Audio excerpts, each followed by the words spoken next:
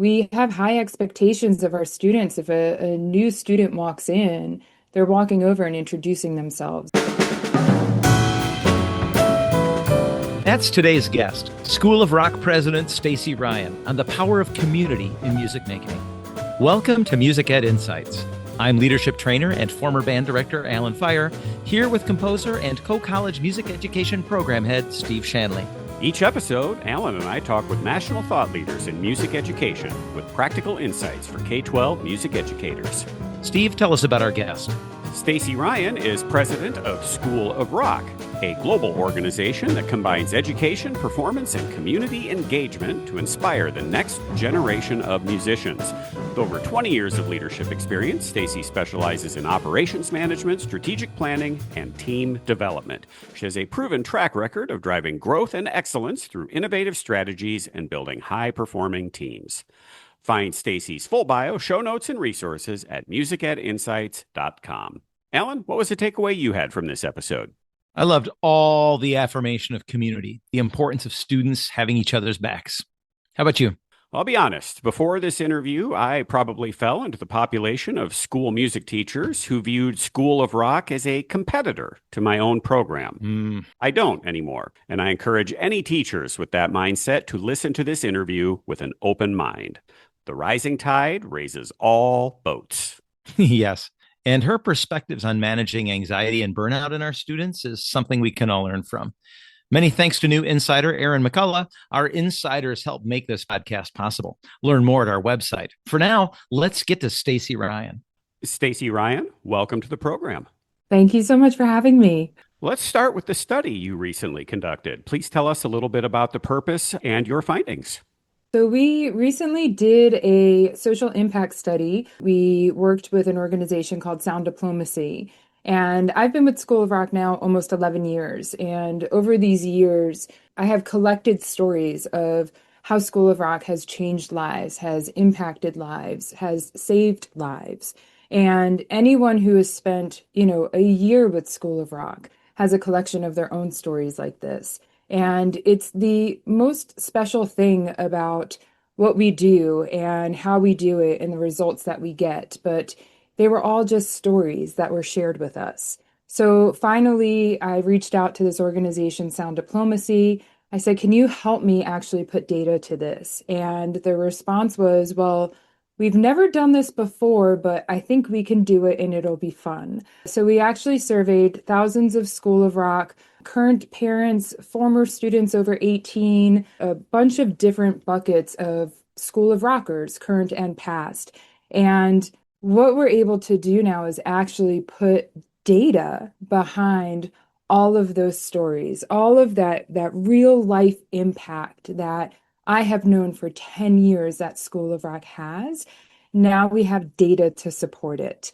And it has just been incredibly reaffirming for what we already knew, but just really special to see numbers behind it and to know that 80% of parents report that their child is happier since joining School of Rock.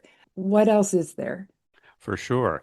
Yeah, well, let's get to the implications for music teachers in a bit. But first, I'm always curious after a study if there's something that surprised the researcher about the findings. Were there any surprises? Yeah, I would say the first thing I looked at was 99.9% report that they have improvement in their musical instrument. So that was kind of like a, whew, okay, we're doing what we're Okay, supposed to good. be Yeah. doing. Yeah. And then the rest of it, like I said, was reaffirming. What was surprising for me is seeing how much and how much deeper the impact is the longer a student is with us. So from a student who's with us for 3 months to a student who is with us for 2 years, some of these improved levels of confidence and motivation have a rise of almost over 150%. So it was really interesting for me to see that because I knew we had the impact, but to see that the impact is so much deeper the longer you're in it, it makes sense after seeing it, but it wasn't something that I was expecting. Yeah, that's very helpful for those of us who are dealing with maybe students who or parents who say, "Yeah, well, I tried band for a couple years and now I'm going to go do something else instead." That we've got some data to show that no, actually sticking with it and it's going to be even better for you. Right. So, kind of then going into what are implications you think this study has for K-12 music teachers in particular? Yeah, I think it's just, more data that we can use to support of the importance and the power of music education. And, one of the biggest differences with School of Rock and how we teach lessons is it's not one-on-one lessons. The kids are learning in groups, in band ensembles, together. They're problem solving together. They're building this community, this camaraderie, this sense of responsibility to each other. And, I think having that and knowing that this impact is so deep, it's not exclusive to School of Rock. This is something that is the power of music. So if you are a K through 12 music educator, I say we share these results together. And it's something that just allows us to continue to reinforce the importance of creative arts and especially music in youth. Yeah, I'm immediately jumping to past anecdotes of maybe parents or students saying, "Well, I'm taking piano lessons, or I'm going to take violin lessons, but not play in the orchestra." Or one of my favorites that I still get from my college students, which is, "I can play my part, and I'm not going to be at rehearsal on Thursday because of this, but it's okay because I already know my part." And just sort of, again, this idea that doing this together is really, really important. Yeah, so something we've talked about here and in other places is that people are motivated by a combination of one or two of these things: people, process, and product. Mm, Some people are really motivated by like that end concert or the end performance or the process. They just love rehearsing. And some people, it's about the people. It's about who they're doing it with. They might not even enjoy playing their instrument. That's probably not true at School of Rock. Might be true in some high school bands that I directed 20 years ago. But that combination of people, process, and product, it feels like School of Rock kind of nails that yeah. trifecta. Yeah, it's great. I mean, 95% of parents reported improved teamwork skills since their child had joined School of Rock. So just being able to learn that as well as tolerance for peers who are different from them. And I can't think of a more important lesson for children to learn these days. But knowing that they're going through all of this together, problem solving together, the responsibility together, it's not an isolated thing. It's building that community and creating that space where they feel free to be their authentic selves. And I know that some music teachers in the public school setting maybe get frustrated that they cannot see the students one on one. And this seems like a nice way to sort of turn a negative into a positive. That it would be great if we could give private lessons to every student. We can't because of funding or scheduling or whatever. And in some ways, that's okay because the community aspect of making music has other benefits to it as well. Yeah, the power is in that community and helping each other and learning from each other. And we have high expectations of our students. If a new student walks in, they're walking over and introducing themselves and bringing them. And if they're struggling with going through a part, helping them navigate that and figure that out. And hey, here's a trick that worked for me. And just building that sense of teamwork. Again, just having that group of people that you're working through this with, that you're going through the process with, like you said, Alan. And, it creates this magical event where, the students, we have, kids from all different ages, all different backgrounds, and, all different interests outside of music. But on stage and at School of Rock and when they're playing music, that's the only thing that matters. All the other differences get washed away. So yeah, I agree with you. The power is in the group. It's in the community. It's not in those isolations and like lessons. One thing Alan and I have been talking about recently, well, since the pandemic, but then recently, hoping that it would have improved as the pandemic were further in our rearview mirror, but has not, is student anxiety as well as just disengagement and then especially digital overload. Do you have ideas for how our school music programs might address these challenges or how you've been addressing them? it's a an epidemic for youth right now. And, you know, teen suicide and depression has doubled. Self-harm for young girls is up 188%. I mean, the numbers are frightening. And, if you're paying attention to Jonathan Haidt's Anxious Generation, you read through it and it paints a clear picture. Our youth are focused on screen-based childhoods and not being out there and playing and, falling and getting back up and working with each other. And, social media and smartphones have really been the vehicle for this anxious generation that is happening right now. So, at School of Rock, one thing that we've done is in many of our schools, we call it lock the box, and you walk in for your rehearsal and you have to put your phone in a box at the front desk. And then you go back into rehearsal because when the kids aren't on their song and they're in the student lounge waiting together, we want them talking to each other. We want their heads up, not down in their phones. As an adult, I have a hard time. I recognize it when I need to put my phone down, but I also have a hard time doing it. And my brain is fully developed and I'm educated on this topic and I'm aware of it, right? And I'm still not great at it. And our kids, they don't know any better and their brains are still developing. So, your question on what we can do as educators, I think, is creating those spaces where it's forced detox, right? Or we don't give our students the opportunity to sit in the student lounge just on their phone, killing that 5, 10 minutes between a song that they have. The phone's at the front, it's not in your hands. Talk to each other, get to know each other, work on something different. We have games, we have puzzles. There's so many other things that you can do. So I think any opportunity that we have to force that separation, it feels like our responsibility to do that. And kind of a continuation of that, do you have ideas for strategies that K-12 music educators could use to increase confidence or belonging that students feel when they're in the music classroom? Yeah, I mean, I think it all comes down to the community that's created and the culture within that group. So again, we have this elite program called All Stars, and it is out of 70,000 students worldwide. We choose 170 through multi layers of audition process, ending in a 10-day tour on a tour bus with students from all over the world. The very first phase of that, if you are not a good contributor to your community within your School of Rock, you're not even eligible to audition for an all-star program because you're not an all-star. So I think it's setting those expectations and having that level of accountability where, again, if there's somebody new or somebody struggling, you're helping each other. You're working together. You're putting the phones away so there's not opportunity to video somebody who's struggling and then post it on social media and then becomes cyberbullying. Taking away those opportunities for them to work against each other and creating that environment where they're forced to and want to work together.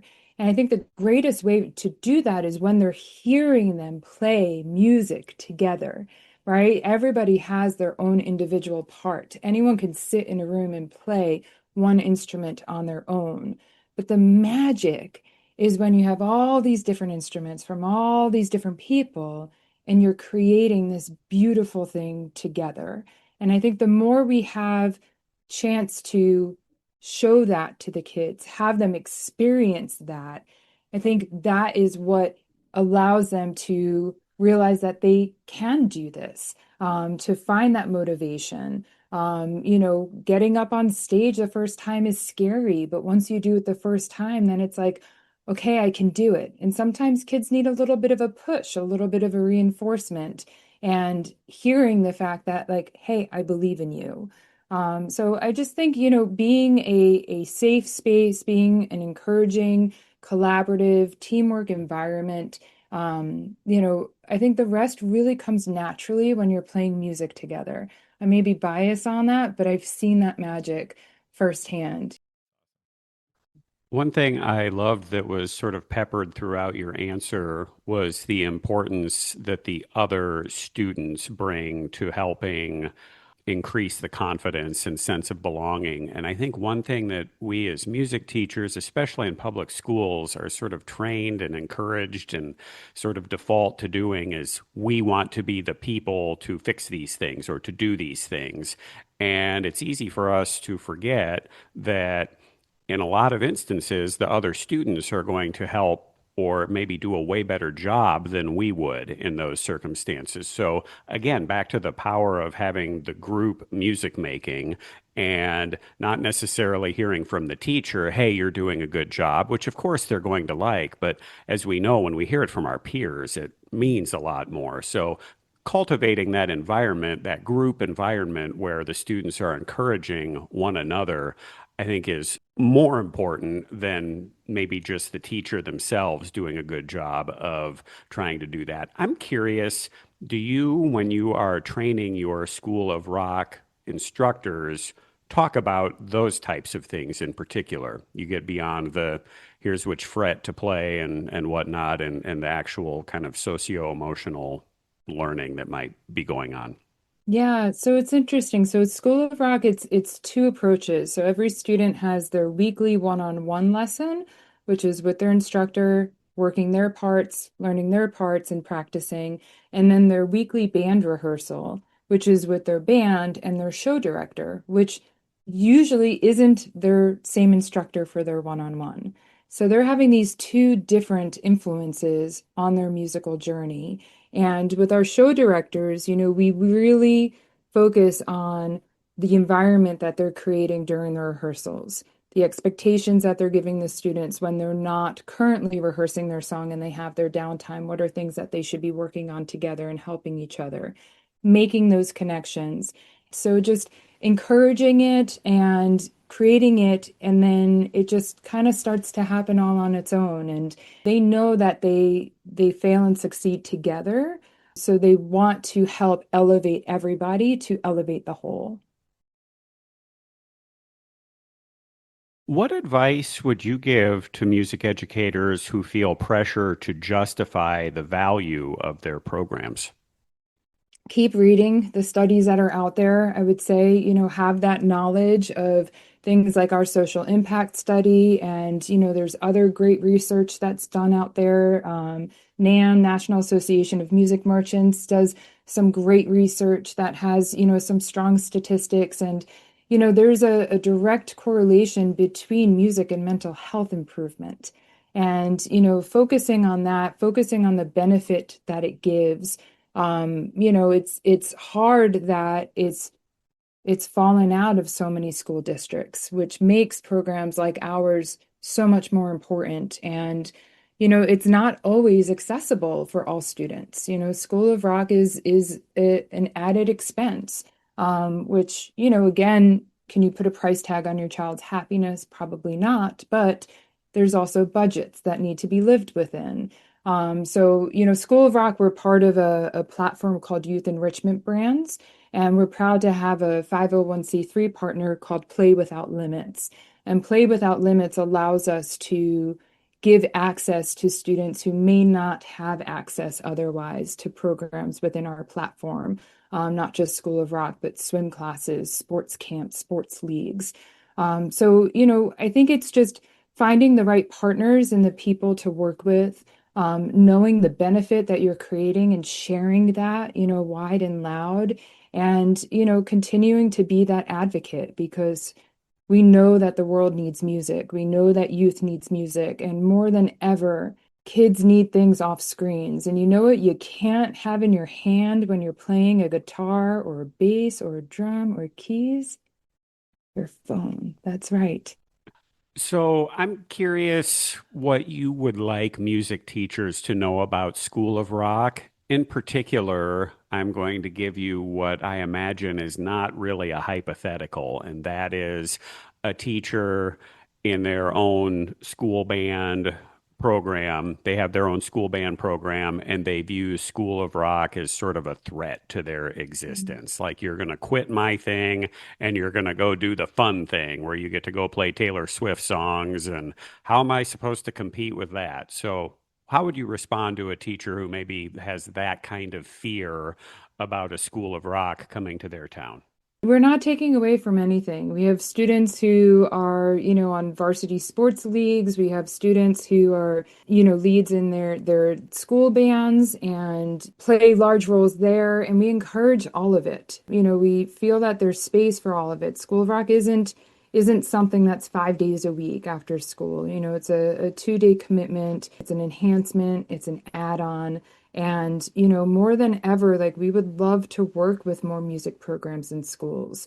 We're always looking for great teachers to bring on board. And, when the school day ends is when School of Rock begins. So it's a really good, transition and additional source of income for people and additional, place of purpose, in our mission that we work on. So I would encourage you to explore it more, to come to a show, to reach out to me, and let's talk about how we can partner and just impact more lives more deeply together. Because I don't see it as a this or that. Many of our students do all of it, do both of it, and we love that and we encourage that. Yeah, Alan referenced 20-year ago Alan and maybe some of his shortcomings. And I'm thinking about my situation 20 years ago. I would have probably been not super excited about my students participating in this because I maybe would have not had the control, or I would be scared that they would pick that over mine. And now I look at it and think, hey, if my drum set player is going to get an extra 4 hours a week of practicing and playing and instruction, that's probably going to help my jazz band. Or, yeah, I'm already short on piano players for my jazz band anyway. Like, this is going to help with that. And I see it very much as a supplemental enrichment as opposed to an alternative. Yep, completely agreed. Well, before we let you go, are you able to stick around for our lightning round question, Stacey? Let's do it. Okay. I understand you are located relatively close to Boston. Do you have a favorite restaurant in Boston that Alan and I should check out next time we're there?